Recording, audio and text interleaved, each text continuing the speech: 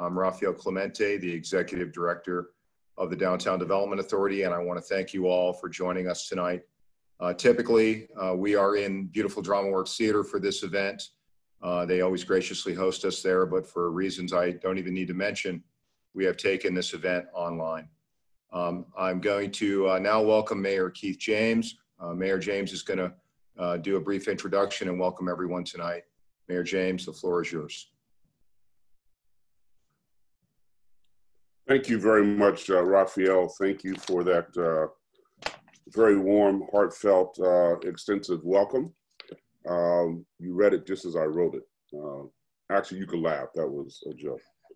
Welcome everyone to the 2020 Virtual Downtown Summit. This event is special to me because, if my memory is correct, is one of the very first events that I did after I was elected, after I was sworn in. So, and you're right, I do miss the DramaWorks environment. But one thing about our city, and I'll get into this later, is that we are adaptable and we are resilient. So we adapt. The Downtown Summit is an opportunity to formally present to the public, especially our valued merchants and residents, how the city and the Downtown Development Authority are working together to encourage economic development, activate our public spaces, and address any challenges. Tonight's discussion is especially critical as we navigate our community's future recovery in the wake of COVID-19. But before we get underway, I do have to applaud the great work of our DDA under your leadership, Rafael, and your team. I certainly also want to commend and acknowledge the great work of your board, chaired by Robert Sanders. Thank you for all of you for your terrific work and for being such great partners to the city. The downtown is a leading economic driver for our city. Despite its proportionally small footprint, representing only 2% of citywide land, downtown West Palm Beach comprises roughly 20% of our city's land value. It is by far the most significant employment center in our city and in our region. In fact, 30% of all jobs in West Palm Beach are located in our downtown. The downtown has intrinsic cultural significance for our city and our region as well. In many ways, it defines the city and region with its historical and cultural assets, recreation and entertainment opportunities, and participation in civic activities. As it has often been said, downtown is our city's living room, and we want to welcome everyone to enjoy all that it has to offer. Now, considering the significance of our downtown, we must work to ensure that we have continued investment here, both public and private, to ensure that our city center does indeed succeed.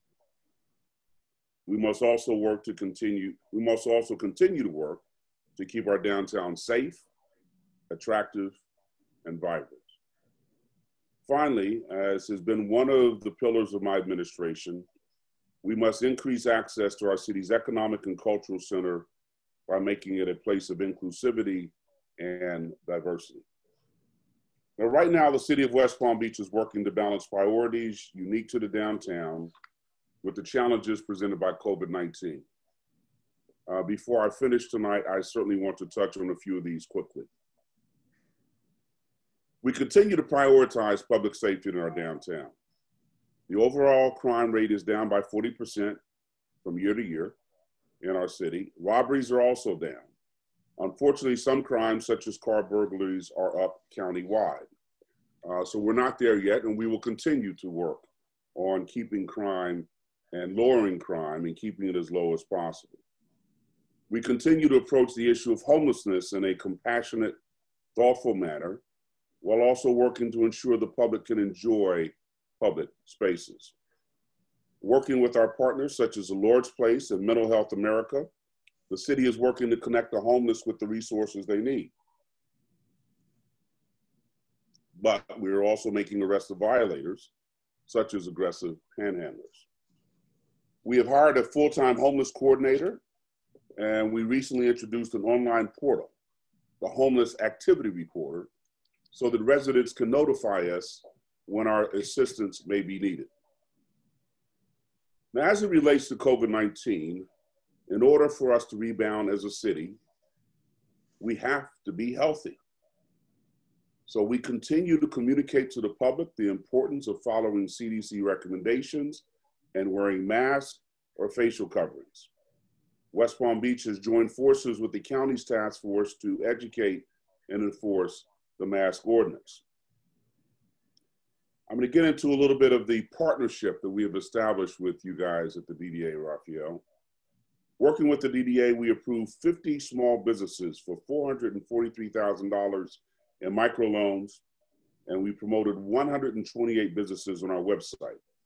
All of these businesses were impacted by COVID-19.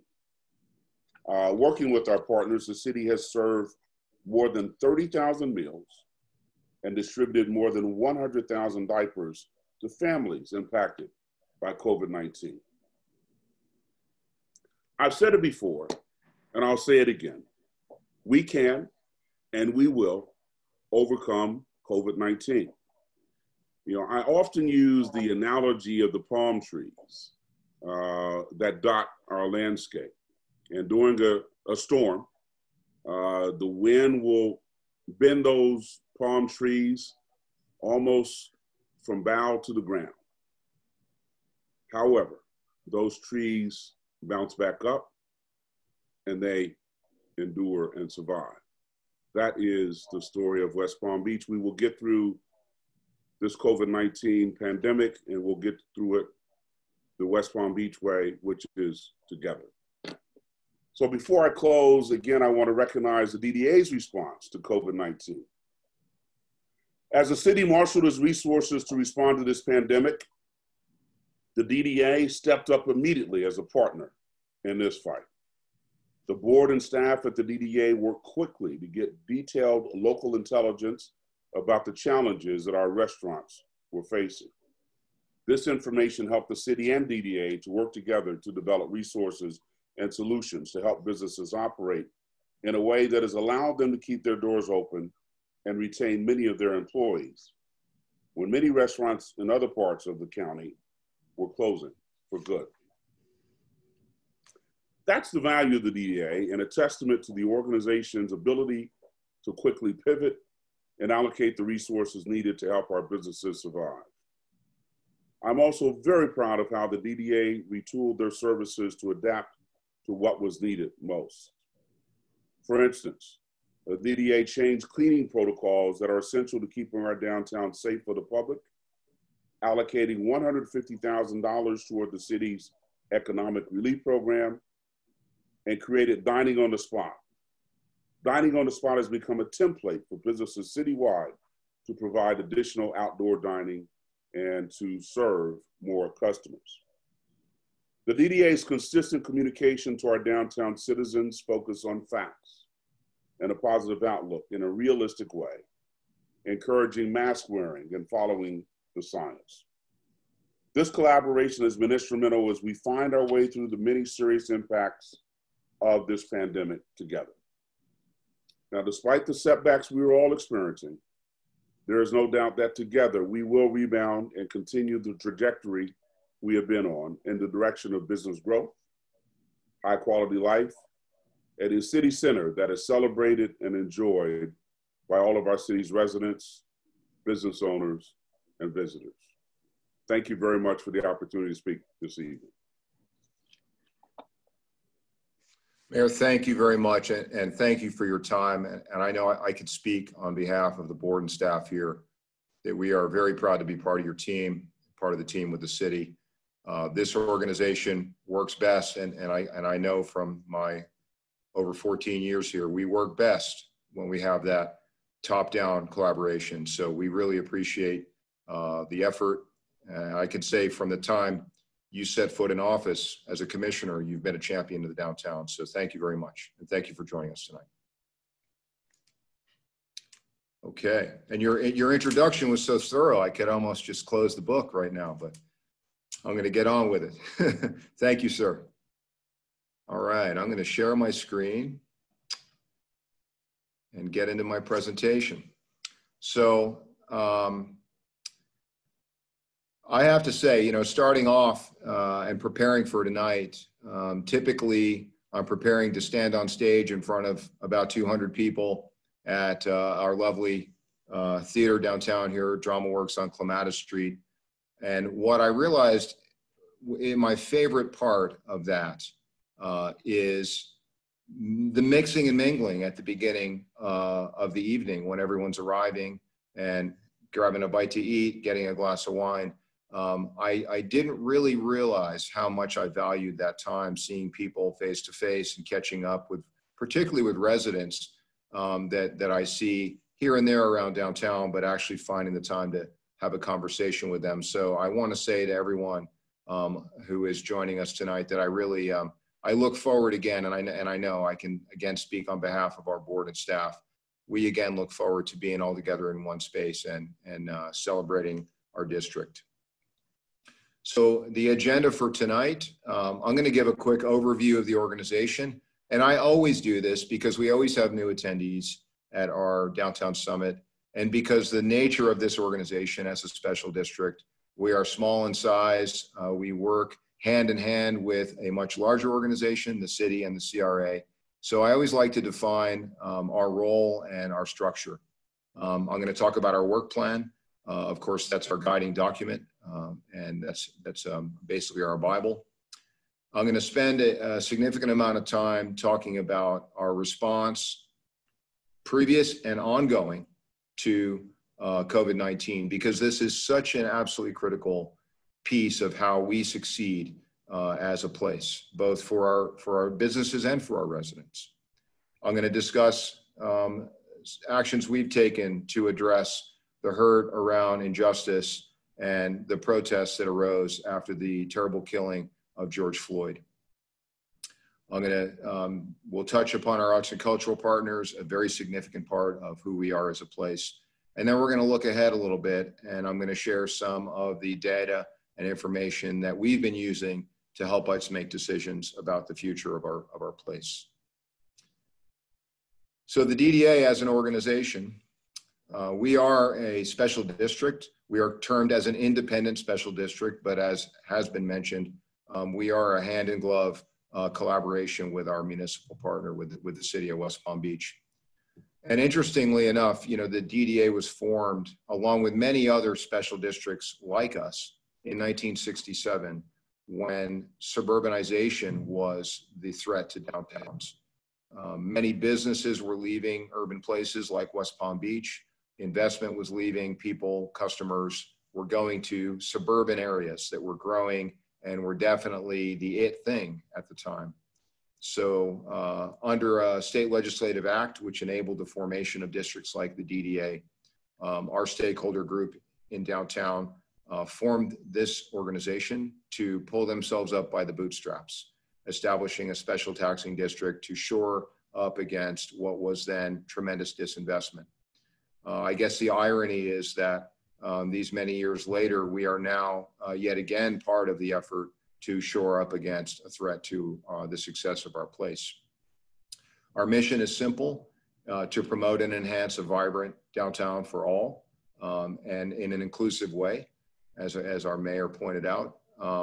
This broad mandate and our laser focus on downtown makes us very nimble and very adaptable, and our small size as well, to changing conditions.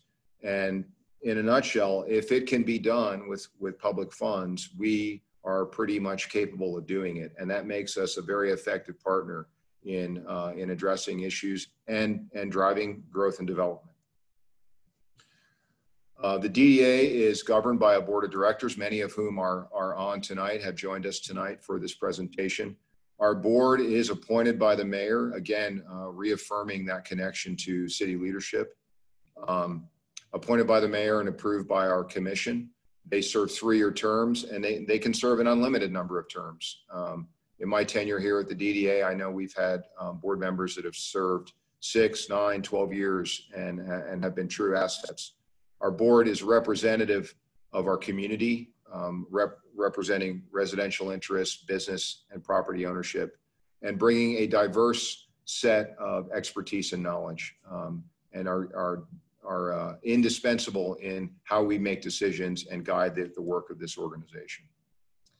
I'm very proud to work with the team I work with. I'm one of 8 here at the organization, at the DDA, and I have to commend the team. I have seen the best of them in these past few months as we have really done our very, very best to step up and be an asset for the community and to be a partner as we get through this really, really tough time. So thanks to you all. I know pretty much everyone is on tonight. And beyond the staff, there are many services and programs that we deliver to the community that are not done in-house. We have numerous private sector partners, and I'm very happy to also say that the majority, I think all of them, are local businesses. They are locally owned businesses. In our services procurement process, we give preferential points in our RFP or bid process for local businesses.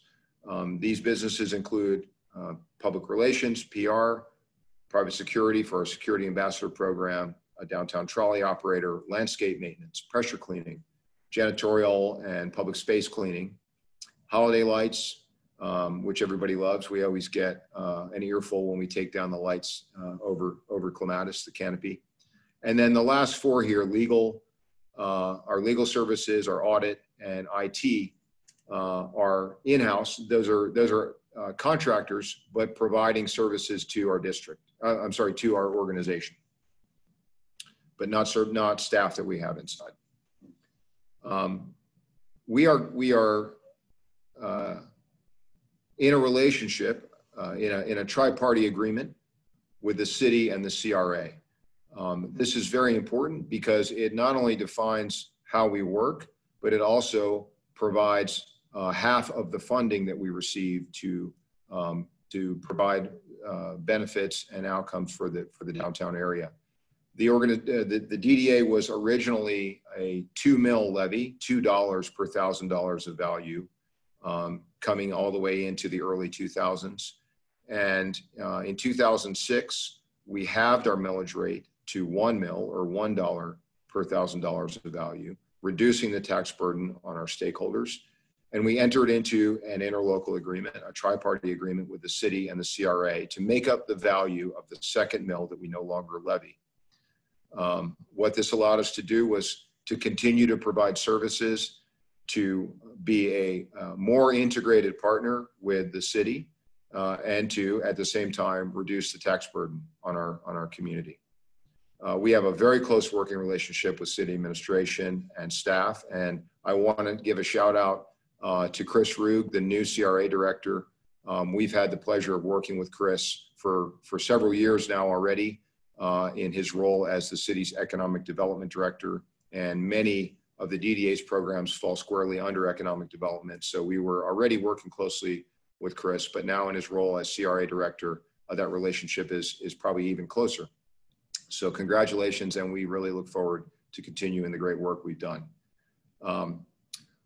Responsive is a word that is often used to describe how the DDA works. We are small and nimble, and we are always looking for ways to provide that over and above service. We never look to replace municipal services, but we look to provide added value. That is the nature of a downtown management organization, and that's what we always seek to do. And perhaps our most important role is to advise and advocate. And when I say advise, I mean both to leadership and decision makers, like our mayor and commission, and even city staff on policies that could benefit or might even hinder the success of our community, but also to support the community. And I'm going to talk a lot about the role we've played in the recent months as we have endeavored to get us through this pandemic. We've recently updated our work plan. This is a 5-year plan that looks ahead at how we're going to work and what we're going to do to provide value to our district. It is our guiding document, and it's effectively the scope of work for that interlocal agreement. That's on our, and if anybody would like to see this document, it's on our website and will soon be available hard copy. We'll have that printed out shortly. So going through the work plan areas, program areas, overarching 4 areas: business development, public realm maintenance, neighborhood services, and marketing and public relations. These 4 areas are how we break our budget down. The 5th would be our operations, but I'm going to focus on what are outputs effectively to provide services. I'll go through each one. Under our business development portion of our work plan and budget, this is how we grow and sustain the business sector of our district.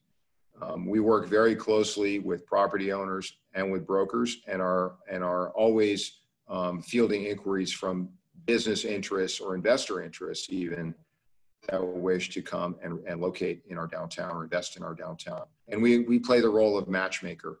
We try to connect these opportunities with the best space. We provide training and support to our businesses. And I remember the beginning of this program, before I was in the role of leadership here as a staff person, we were developing programs to revitalize our district coming through the recession, 2008, 9, and 10. And we started finding ways to help our existing businesses stay strong and stay viable. And these included how to even build a website, how to utilize social media as it was becoming much more important in how businesses present themselves and market themselves, but even menu development, merchandising of storefronts. We've taken all these steps over the years to find ways to support our community. And today, in a time of an unimagined time of economic challenge, we are also providing programs, which I'll detail a little bit later. We also utilize a few grant programs, but 2 primary grant programs to attract and maintain businesses in our district. These are large project or property improvement grants, leasehold improvement grants that offset the cost of rehabbing a space for use. These pay for leasehold improvements that would remain with the space. And these are very effective in helping a small business owner and a property owner close the gap on finding a way to lock that tenant in. That grant program pays for things that remain in the space should the business leave, and are typically things that are required by code, ADA compliance, et cetera. Another very popular grant program that we administer here is the facade grant program. It's a dollar-for-dollar match up to $10,000 to improve the storefront of a business, an existing or new business. And that's a win-win. It's a double win. It helps improve the business's visibility and appeal for their customers, and it also makes our public space more appealing and attractive for people that are just in that area, in the public realm. And then partnerships. We keep a flexible line item in our budget that allows us to support efforts by businesses or groups of businesses to host events, to produce promotions. Effectively, it's our ability to connect with them and sponsor something that is going to improve their visibility, draw additional customers, or otherwise make them more visible to the community. Public realm maintenance, and this is obviously our most visible, tangible outcomes that we administer in the downtown. Many of you remember, I'm sure, our clean team. This was a partnership with the Lord's Place to provide work and job opportunities for individuals transitioning out of homelessness. And I can say, personally, for me, it was the most rewarding program that we've ever had here at the DDA. Like many things, unfortunately, when the lockdowns for COVID started, we paused that program. This office was their headquarters, where they kept all their materials and supplies, came in, checked in every day, took breaks from the heat or the rain, and wanting to be safe for them and us, we paused the program. And as we go forward, we're looking for ways to reactivate it or replace it. But for the time being, that program has been suspended, unfortunately. Pressure cleaning and maintenance Again, a way to keep things tip-top shape. And what I'll say about these programs is when they don't happen, you notice it. When they do happen, nobody really knows. It's happening at 6 or 7 a.m. or 4 a.m. when nobody's around. But we actually just re-upped our pressure cleaning contract. These programs are so important for public realm, for public spaces where you have high visitation, high pedestrian counts, residents, business owners. Keeping the place looking tidy goes a long way to keeping it attractive and appealing. We just launched our wayfinding program. Those of you who have collaborated with the DDA over the years, or who have been tuned into our programs know this is something we worked on for a long time. I will personally say too long, but I am very proud that they are now in place. Over a dozen of these signs, most of them freestanding. Some of them are wall mounted in city garages, in public garages, where people would exit the garage and go out into the street. And the very valuable element of pedestrian wayfinding is helping people orient themselves to the place. This not only helps them find where they're going, but a lot of surveys about perception of place have indicated that people feel safer when they have an understanding of their location in a new place. So these are out. They're out in many locations around downtown. Graffiti removal. Again, one of those things that you don't notice until it doesn't happen. So we have worked for a long time. Initially, this was funding we would allocate to the police department gang task force to remove graffiti. But wanting to provide even more support for that, we work with an individual right here in downtown. Many of you may know him, Jay Hartsock. He's a building maintenance man in downtown and is also a guy, I call him Jay of all trades. And he does a lot of things, important things around the public spaces in downtown, including graffiti removal. And then of course, landscape maintenance. And Scott Lewis and his team are one of our best partners and have been really valuable in this COVID time. And I'll describe why, but again, local partners and outcomes that are really important for the continued viability of downtown. Just a quick before and after of pressure cleaning. I think this is on Rosemary Avenue, right next to 610 Clematis, but you can see the difference when a street is clean. It really does make it feel better. Neighborhood services. When I came to this organization in 2006, we had a growing residential population. It's somewhere in the neighborhood of 10,000 people now living in the downtown area and much more in the greater downtown and the neighborhoods on the edges. So quality of place, quality of life are at the very, very top of the priorities for us. And this is not to say that this area of our work plan, that the other areas don't bleed into quality of life and quality of place, like clean, beautiful, storefronts occupied, et cetera. But we do focus specifically on quality of life issues because we know that what is good for our residents is good for our district as a whole. This image in this slide shows a program, Wellness Hour, that we developed to provide two things: an amenity for residents in downtown to live that active lifestyle that so many people appreciate in South Florida, but also to activate spaces that were not previously activated.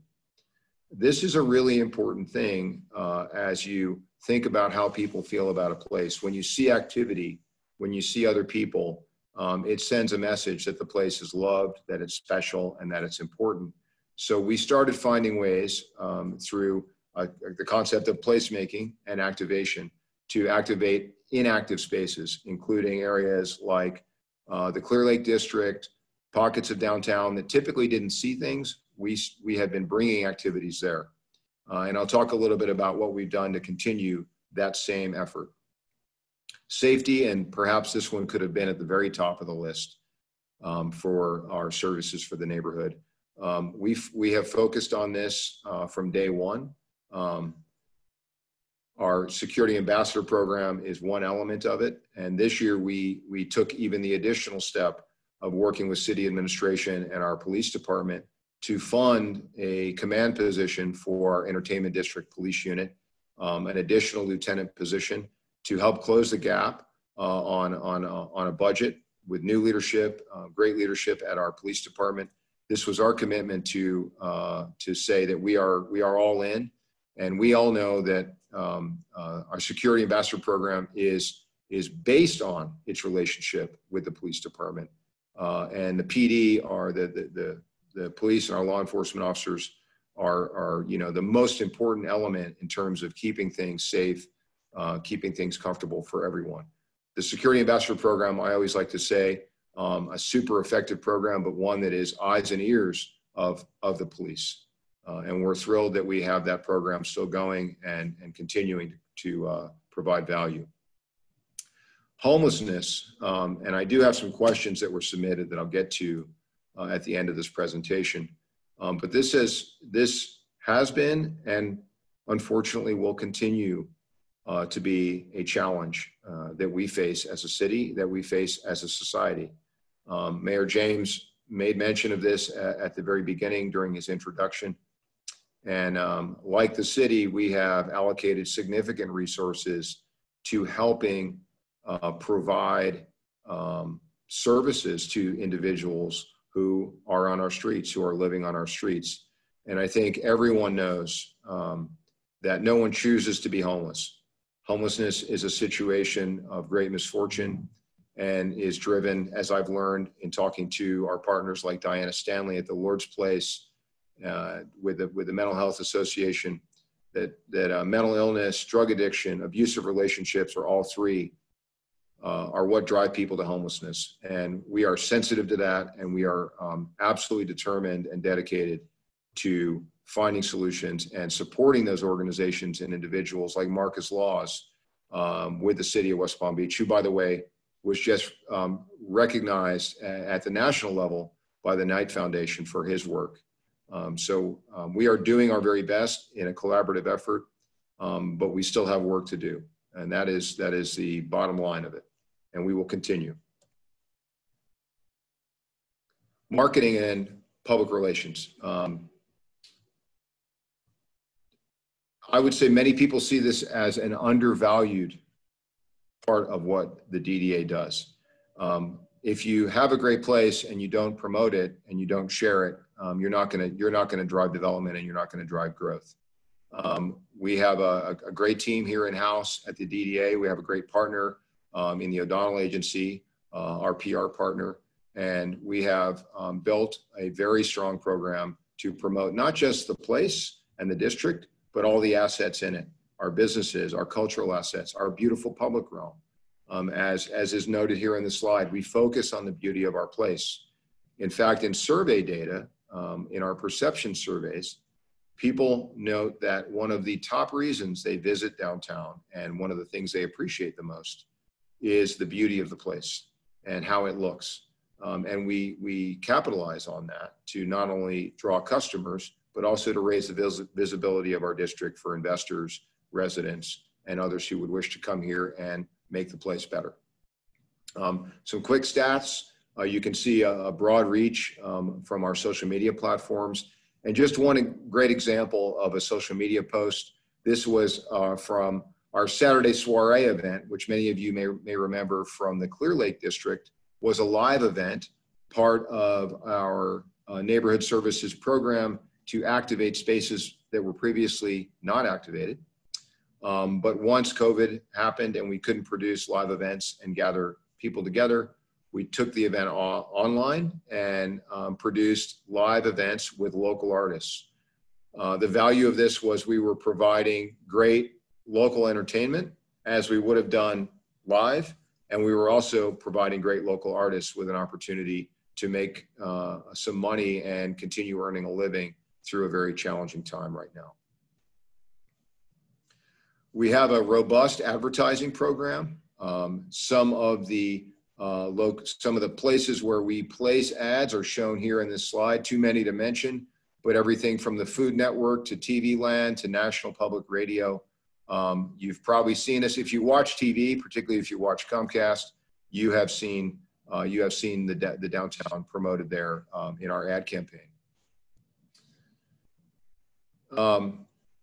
Going back to our social media platform and our ad campaign through the COVID situation, we wanted to be sensitive as we continue to promote our place, and understanding that everyone, whether you were a resident, a business owner, a visitor, every stakeholder was hit by this. If it wasn't financially, as most have been, it has been emotionally, psychologically hit by this.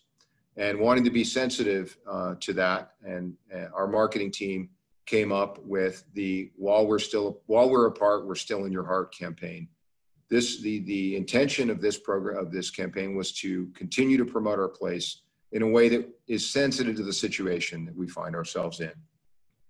Some of the promotions we did were to drive business, to bring attention to local charities, to bring attention to online fitness classes, but to do it in a way that fit the situation and it was sensitive to the situation. And I'm proud of this one. I'm proud of our team for being tuned in and having the right touch at the right time. And all of these programs, I am kind of going through this a little quick to get to what I feel are more important items. But all of these programs are detailed out in our annual report. This document is available. I have it hard copy here. We can drop one in the mail, or you can stop by and pick one up. Or it is available on our website, downtownwpb.com. You can find out specific details and metrics about the programs that we have administered over the past year. Now, and I've thought long and hard about this, about this segment of the presentation. I guess I haven't felt as a professional more determined and more affected by my job than I have over the past several months since the springtime. I've always appreciated this job. I love what I do for work, but I've never felt as affected by it as I have recently. And that is absolutely because of what I see this community going through. And when I said earlier on in this presentation that I was so proud of the work that the board and staff of this organization has done, it is because I know everybody feels the same way I feel right now, that we are all in this together, that we are 100% dedicated to the mission of surviving this economically, socially, staying together as a community through what is the most unimaginable confluence of challenges that our society has faced, certainly in my lifetime. In our effort to be that partner, to stand with our community, when we first started learning what was coming our way, not truly understanding it, I don't think anybody really understood what was coming our way. But once we knew what was going to happen with business restrictions and lockdowns and quarantining, we quickly put together a series of programs to support our community. And they fall generally into 5 areas: support, inform, promote, adapt, and evolve.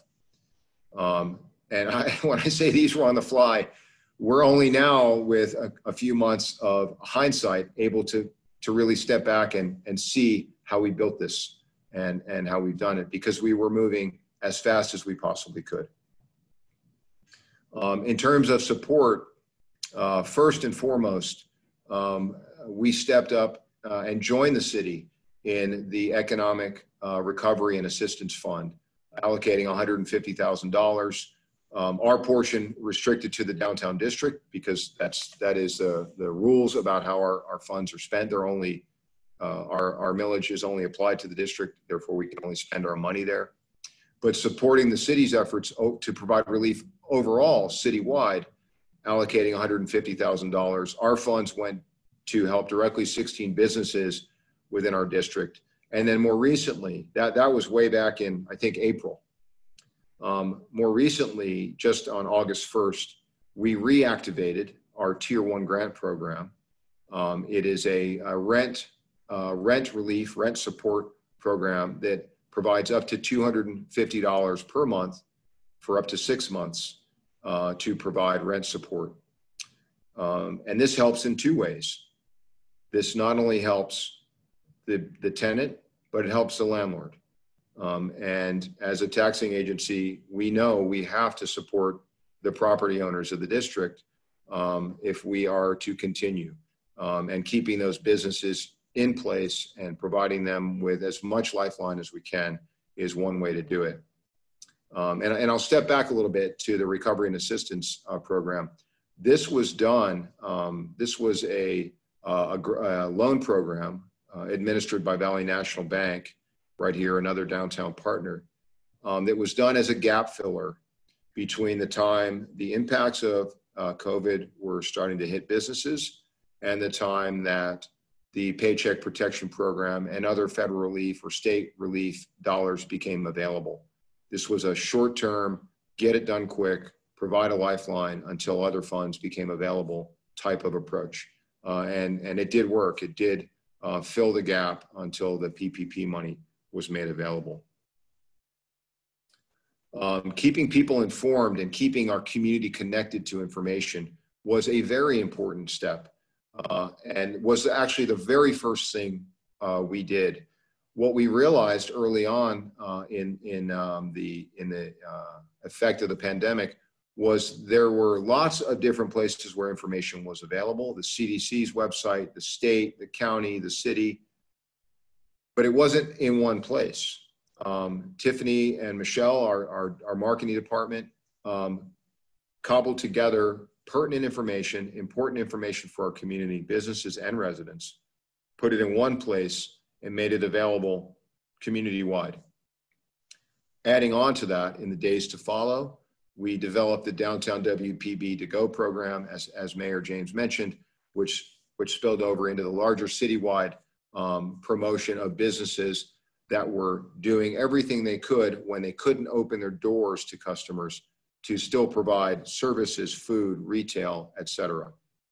And what we did was mine out the information from each business, often by just getting on the phone and picking up the phone and asking them what they were doing during the time of lockdown. Was it curbside pickup? Was it online ordering? Was it delivery, et cetera? And we made all that information available and kept it current. And we continue to do that. And then also knowing absolutely, it was evident very early on that the only way we get through this is to do the right thing, is to follow the rules and to follow the guidance. So we started to produce messaging around that to make sure that everyone in our community did the right thing to stop the spread of COVID, to get the infection rate down so we could get to that goal of returning to normal, of living our lives again together, patronizing our businesses, keeping them going, et cetera. So in our way, we try to keep things fun and creative and interesting.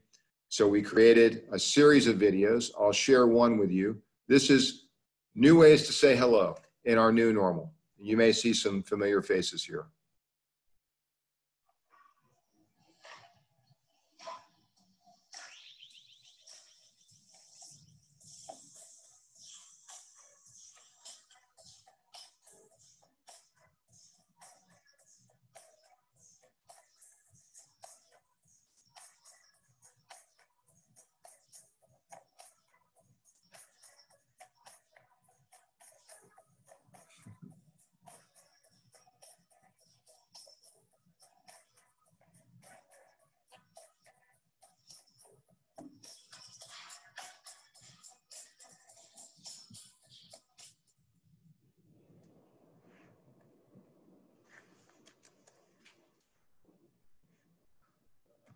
Wasn't that fun? And thanks to 1909 for letting us use their space to film that. That was a great help of them for them to do that for us. So after we got our messaging down and provided support, we started realizing by hearing from our stakeholder group that there were lots of questions around the federal relief dollars, Paycheck Protection Program money particularly. And we were getting calls from business owners about how or where they might be able to find guidance or assistance. And naturally, being that they could not operate their businesses, they probably could not afford legal advice or shouldn't be spending money on legal advice if they don't have to. I reached out to a local law firm, Gunster Law Firm, and just asked a few questions about where we could find the best source for this type of information. And in short order, Gunster stepped forward very generously and actually created a program whereby they allowed the DDA to fund legal advice at a very generous fee to help our businesses navigate what was, for many, a challenging and or confusing process. So that started with a webinar where they answered as many questions as they could and provided as much information as possible. We made that available to anyone who wanted to log on, whether they were in downtown or out of state, just a way to help as much as we could. And then following that, businesses in our district signed up if they wanted to have a set amount of legal services from Gunster Law Firm to help them navigate the PPP. Something close to 20 businesses, I think I should have made a note to myself, participated in that program. It yielded great benefits to them, and we continued that after the Paycheck Protection Program. When we started to get to the point of reopening, we duplicated that program, except to help address questions around reopening safely, employees' rights, employers' rights, liability should someone be infected in your business, in your place of business. And again, Gunster was the partner in that, and we greatly appreciate their willingness to step up and really help the community. This was an absolutely indispensable program. Following that, we worked with 1909, a great partner here in downtown. They are a business accelerator program and co-working space right here at 313 Datura Street. And they created Project 1909, which was awarded a Knight Foundation grant, a matching grant. Shana Ostrovitz, their director, approached the DDA and said, would the DDA match our grant? The purpose of Project 1909 was to connect services that can help businesses adapt and evolve through COVID with a needy business, an expert, if you will, whether that's how to build an online point of sale, how to redo your photography and create content for your online social media presence, you name it. 1909 has an incredible collection of talented people there. And to date, the program has served retailers like Pioneer Linens, restaurateurs, and other businesses in our district. And we are very proud that we've been able to match that Knight Foundation grant. Knight, an incredible partner for our city and our downtown district. And then finally, we understood that for people to feel safe patronizing businesses again, and for our businesses themselves and their employees to be safe effectively on what is the front line in interacting with the public. There were lots of question marks around what was the best cleaning protocol, products, how do you do it? If you're in the restaurant industry, cleaning your tables with bleach or ammonia or other harsh chemicals is not, you can't do it. It's not food service certified. It smells bad. So we reached out. Actually, it was a connection from a former board member, Mr. Bruce Lewis, to a woman named Veronica Vidal with CCMS. She is an expert in and has a business that does cleaning and sanitizing, like medical grade sanitizing, and she is certified in that area. And Ms. Vidal created a program specifically to train our district stakeholders, businesses, on how to safely clean surfaces and how to safely use PPE. This is a photo of one of the training sessions at a downtown business. I think that's inch and ounces, if I'm not mistaken. And then the collateral material that we produced in conjunction with this program, a small info card on the steps to take and how to take them safely to keep your employees safe and to keep your customers safe. And if you can see my cursor, this Home Depot bucket and this one here, with Veronica's guidance, we assembled a kit of supplies with the information as shown here to provide the businesses that included the proper cleaning substance that is a food service certified, food service grade disinfectant that would kill coronavirus. Pardon me.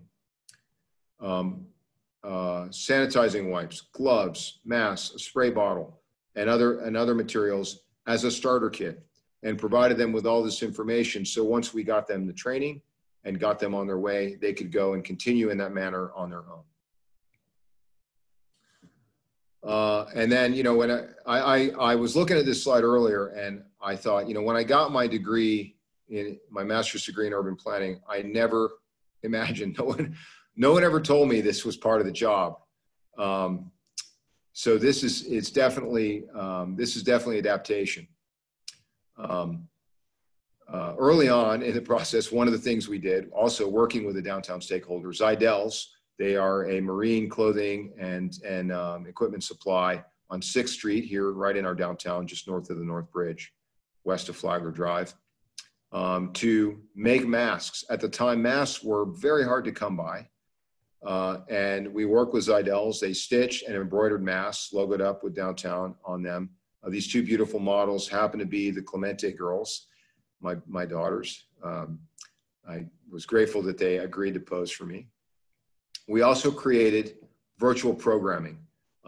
Again, with our partner in 1909, we created Coffee Break, which is a weekly online on Wednesdays, I think, a session where somebody who's an expert in an area is just going to share their expertise, and it's obviously a Zoom meeting, and people join in and learn about how they can adapt, evolve, best practices. Saturday Soiree, I mentioned, another program that was a live event. Unfortunately, we took it virtual, but it did provide a good amenity for our business, our district. Dining on the spot. Our mayor mentioned it earlier, perhaps our most visible effort in helping our community through this time. I'm very proud to say that between the team here at the DDA, city staff, and community stakeholders and other partners, we were able to very, very quickly devise a program to utilize public space to expand business footprint effectively, and to permit it and to get it legally through the process. Big thanks to the city staff in the planning department, engineering, fire rescue, for sitting down, dropping everything and sitting down with us and helping us get this right and get it done in a way that it wouldn't go against code, wouldn't create life safety issues, ADA issues, et cetera. Cheryl Moriente with our team did a lot of work on this to create the graphics and create the layout, and was really, I have to say, the brains behind how this could work on a grid system in our district, in any space. We created the program, one of the first in the United States, one of the first places, one of the first cities in the United States, West Palm Beach, to have a program actually codified and ready to go, promoted by, supported by the city. And as you can see, a graphic of what it would look like in the 200 block, and then a photo of what it actually was. So to date, somewhere in the neighborhood of 30 businesses have benefited from the Dining on the Spot program, and actually a few more to come now that two of our blocks of Clematis, the 400 and 500 block, are no longer getting the brand new beautiful streetscape. We are going to go and implement there as well to provide support for the businesses in those areas that are dining businesses. And again, to reiterate, the goal of this program, when businesses could reopen, or when they were not yet able to open their inside spaces, or when they could open at significantly reduced capacity, this was one way to provide that lost interior capacity, and to also address the public's concern about being confined in an indoor space. It was a twofold effort. Just another look. This is one of the installations on Datura Street in front of Avocado Grill. We came up with the name sort of on the fly, the Dining on the Spot program. And as Mayor James said, this is citywide. We collaborated with the team and put this out. Anybody could do this, provided you apply for the permit and go through a very easy, simple process. So how we're going to evolve. Now that we're starting to get some information, I'm a bit of a nerd about looking at data and looking at surveys and checking in with my colleagues around the country and even out of the country about what is being done in other places to get ahead of this thing, to support businesses, to get communities back up to speed again. And this shot, this screen grab of a document, a very recent survey conducted by the International Downtown Association, an organization that has member organizations like the DDA as part of it. The IDA is surveying now urban district consumers, people that patronize places like downtown West Palm Beach, and asking them their preferences about what they will do now. Where will they go spend their money, and what will they decide to visit? And at the very top, I know the font is small, but this big green arrow points it out. That is restaurants offering outdoor seating. 87% of people surveyed said they would actually do that now.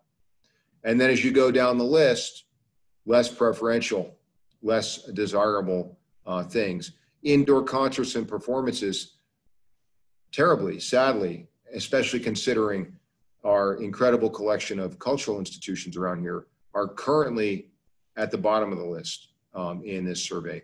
We are administering this exact same survey here in our community, so we get localized information on this. It's very important that we understand what our community will do or wants, will tolerate right now. That survey was put out in one of our recent newsletters, and even though I don't know that I made a mention of this to the team, but I'd also like to make this available again through our social media so we can gather as much localized data as we can, and that will really help us and help our business community make decisions going forward. So yes, research and advise. I beat that one a little bit too long. Programming that is safe. Again, culture, art, activations, such an important part of our community. Our community events team, the city's community events team, Mary Pinnock and her team, have produced incredible events for years. But now we are all grappling with how do you provide that same feeling in a way that isn't going to create a problem of spreading further infection. So we are looking at ways to do that. One thing that I've seen and read about is, rather than having that entertainment localized in one spot, perhaps you have roving troubadours that are moving from place to place, singing as they go, still providing ambiance, still providing appeal, but again, not creating that cluster effect like we typically want. That's what we want as humans, right? This is what we want to do, is be with other people. Again, encouraging responsible behavior. You know, this is the absolute most important thing at our local community level, is for everybody to do their part. Wear your mask, wash your hands, don't go in large groups. Stay home if you have to. If you have a sniffle, if you sneeze, don't go anywhere, stay home. And then pursuing additional opportunities for support. Most recently, the DDA, wrote a letter to our county administrator, Ms. Virginia Baker, requesting that CARES Act dollars, federal money being distributed by the county, be allocated to our cultural institutions. And again, also echoing the Cultural Council's request for that.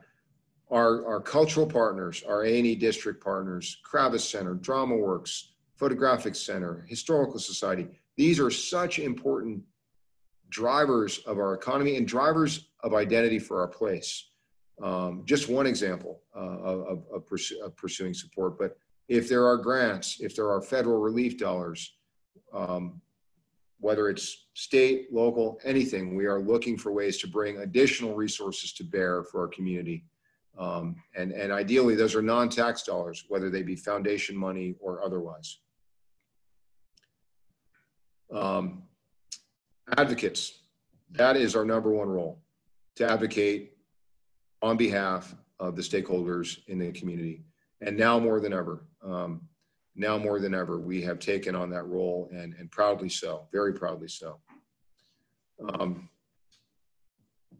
When amidst the pandemic, we found ourselves nationally and internationally experiencing a protest movement against injustice, against disparity.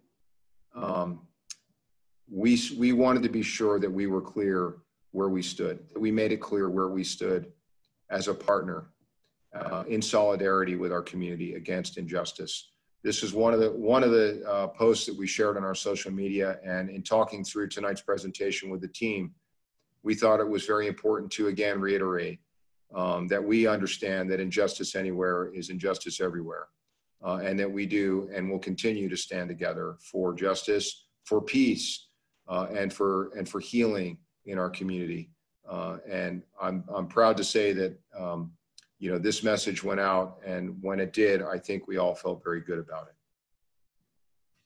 And one way we have taken action is to do the very best job we could to replace something that we can't have right now.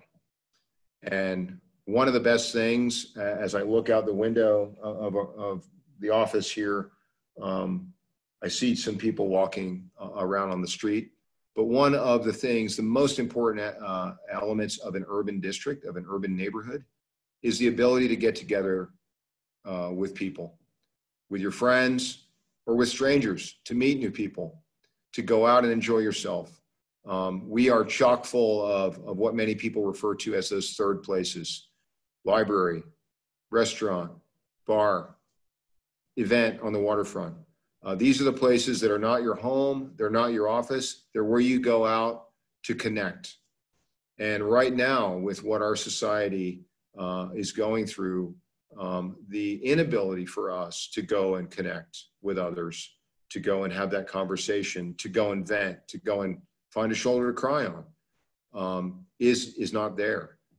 So the team created, the DDA staff, working with a group called Carnal Moon, created the Healing Circle. Of course, this is a virtual space that allows our community to come together and discuss these issues in a safe environment, not recorded, not open to anybody but the participants, to discuss the issues that are affecting them here in our hearts and here in our heads, because we can't get together right now outside, at least not safely. So the Healing Circle, we've had a few of these. We're going to have another one coming up soon, and I'll encourage you, if you'd like to participate.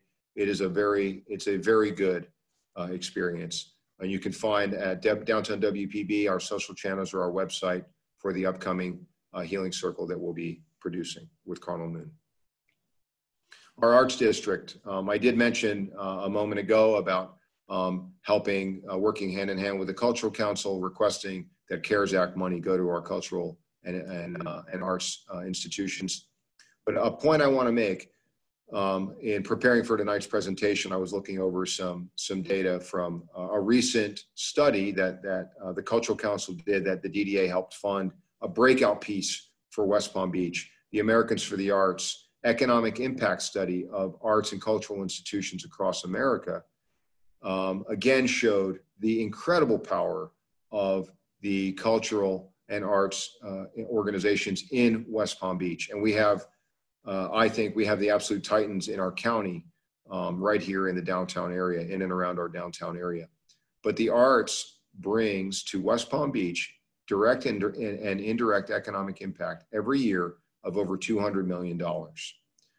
And as you saw in that survey result sheet I shared with you, the arts are being hit as hard or harder than anyone else. So if you have a voice and you can reach out to leadership, ask that the arts organizations be included in those relief dollars. It's absolutely vital, because for us to go on and rebound, we need them as our partners. They are indispensable. So we formed the A&E district, the DDA did, several years ago as a means to promote and partner with our arts community. Recently, 3 years ago now, we formed the A&E district as a 501c3 with the goal of using that platform, that nonprofit platform, to pursue additional resources, grants, et cetera, to work with, promote, and to bring more art to our community. Some programs that we have administered and projects we've worked with: the Taylor Moxie Library, just north of downtown here. Taylor Moxie, I just actually spoke to her father today. They have a cool project going on there. It is if you haven't been there, I encourage you to go. It is a incredible, perfect little library in a shipping container. The Urban Stories Festival, Asbury Shorts Film Festival, a nationally touring film festival that we brought to DramaWorks Theater. Books and Music Festival, BAM, produced earlier this year here, that we were a sponsor of in downtown. And then if you were fortunate enough to be there, Taimani Gardner, internationally renowned ukulele musician, virtuoso. We did sponsor her on her national tour to come to downtown West Palm Beach. So again, we seek to bring these types of events back, but in the time that we cannot, we are looking very aggressively to putting that type of energy and creative excitement into our space again. So what can we expect in 2021? I wish I had a crystal ball, right? We are going to continue to evolve. We are going to continue to keep our ear to the ground and our eye on the road ahead to be sure that we are nimble and ready to respond. I recently learned today that our governor, Ron DeSantis, is considering reopening phase 2, or maybe that decision has been made already. We are working hand in hand with our city and CRA staff to provide services, but also to help offset the impact of reducing budgets. The city and the DDA are reducing our budgets this year, and we are looking at every single program to find ways that we can still provide the greatest impact and still keep our costs down. And again, this is going to bring us to the point of finding out what is the most important, as if the situation we have found ourselves in hasn't done that. We are tapped into organizations like the IDA, Urban Land Institute, Congress for New Urbanism, to be sure that we are right ahead, are getting the information as soon as possible about best practices on how we can continue to adapt and support our community stakeholders. And then it's a cliched statement, but embracing the new reality. And if that's months or years, we are ready to be the partner in adapting to that new reality.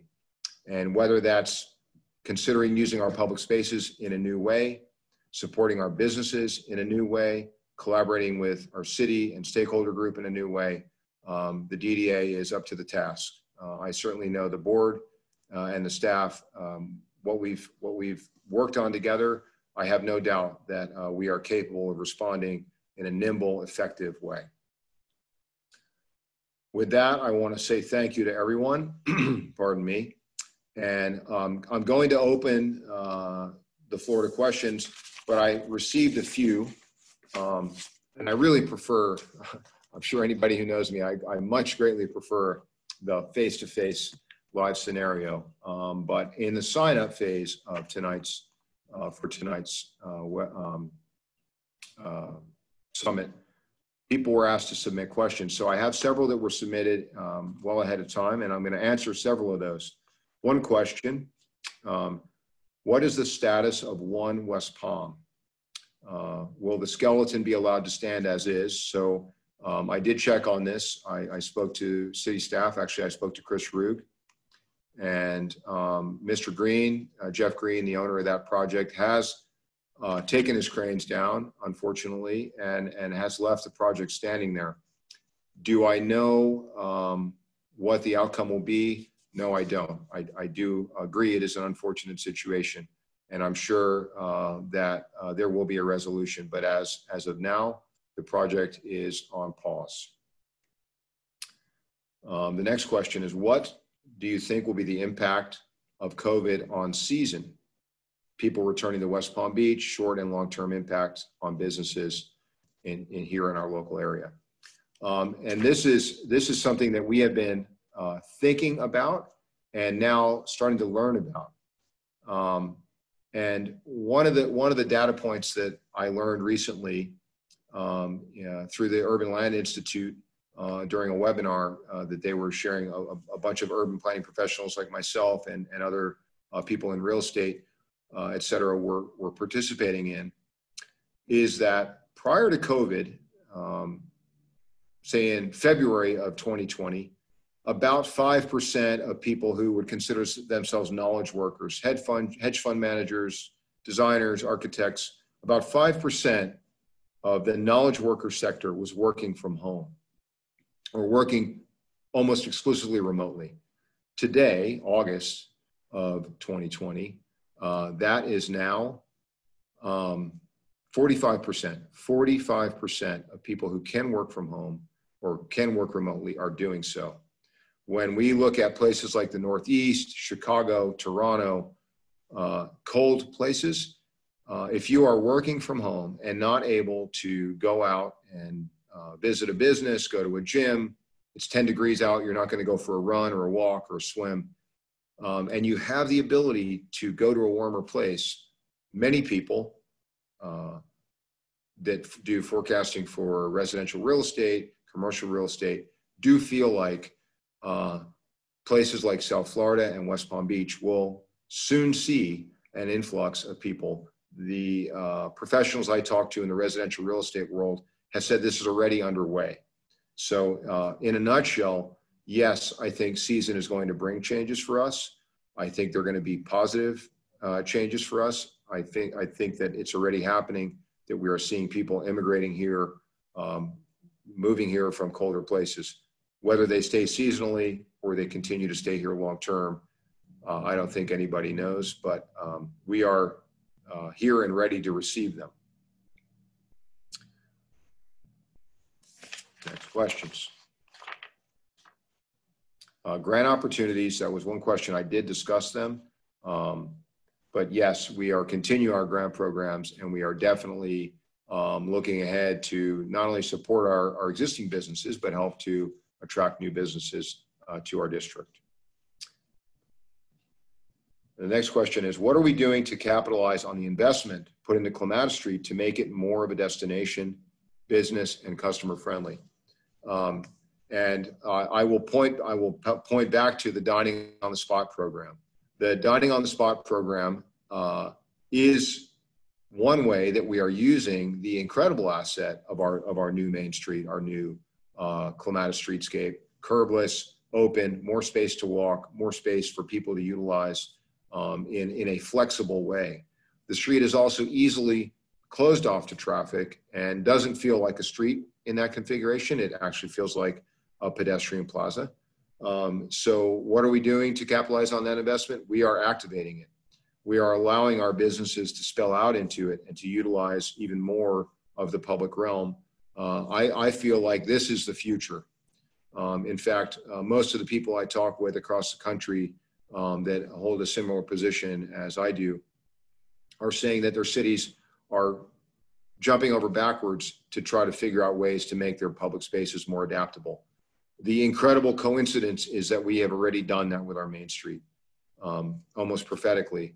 Not that this is the reason we wanted to do it, but we are ready to adapt. And that's not just for Clematis, it's for many places of our downtown district.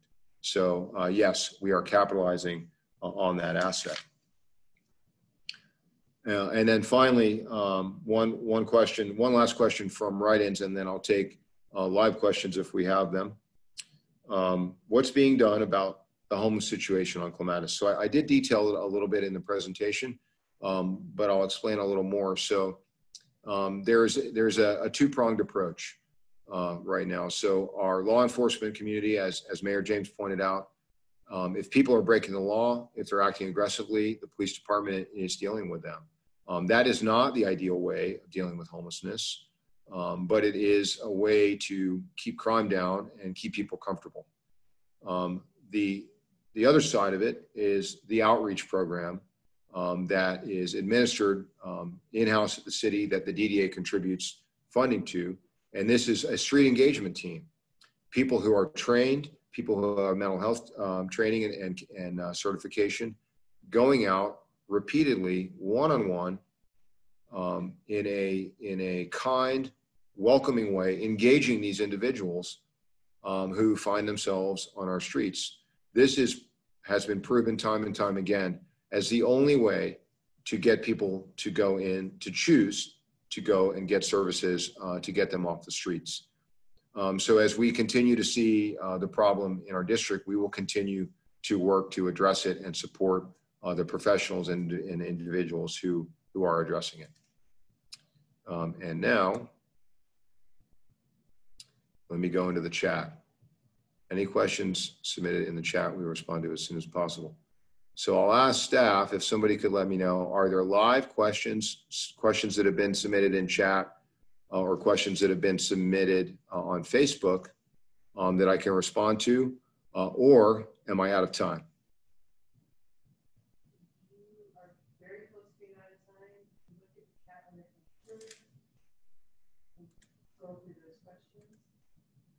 Okay. Oh, great. Thank you, Shelley. The DDA is, there's a question here about our partnership with the CRA. Let me read this through here.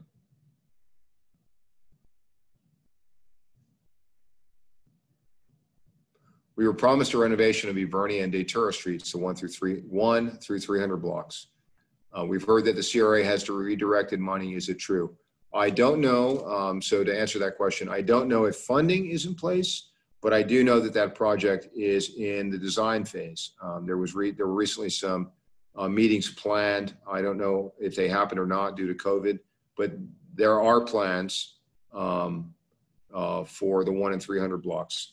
I will say, and I can't speak on behalf of the city, obviously, but their budget is an issue right now. So whether or not those projects go forward in the future will, I'm sure, be determined by available budget.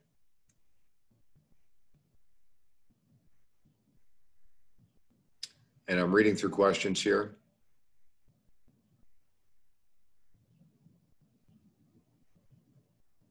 A lot of questions about grant programs. If you have questions about grants or would like to learn more, you can go to our website, downtownwpb.com, or you can reach out directly to staff, Raphael, myself, Tanika, James Feynman, our Associate Director, administers our grant program. You can find all our contact information there on the website. You can contact us through social media. We try to be as available as possible. And the specific link is downtownwpb.com/work. Let me go through a few more, and then I think we're going to have to say goodnight.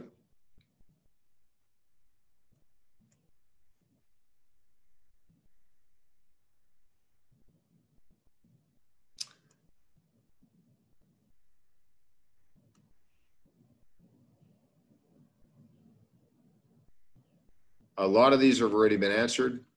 Okay, here's a good one. Will the green market and the antique and flea market in the 300 block of Clematis return? Two beloved events. to great events that draw a fabulous crowd, boost business visitation. Our residents love them. Personally, one of my favorite events anywhere is our green market and our antique market. So the city, speaking with Mary Pinnack and her team, they are working very hard to identify ways to make the green market still happen. Obviously, safety is number one, absolutely number one. So I know Mary's capability and her determination. So if there is a way for the green market to happen, I'm very confident it will. In terms of the antique market, I think it will be the same way. It's a very similar type event that partners with that is there, in the same time on Clematis Street as the green market. So if those events can happen, we are eager to seeing them come back. And with that, I'm being given the signal that my time is up. I want to thank everyone. Mayor James, thank you for your time tonight, your kind introduction. Board members and staff, thank you for joining us and all the hard work that you put into helping me put this presentation together. And of course, to everyone who has joined us tonight, thank you very much. And I really, really look forward to seeing you all again in person sometime very soon, I hope. Have a good night.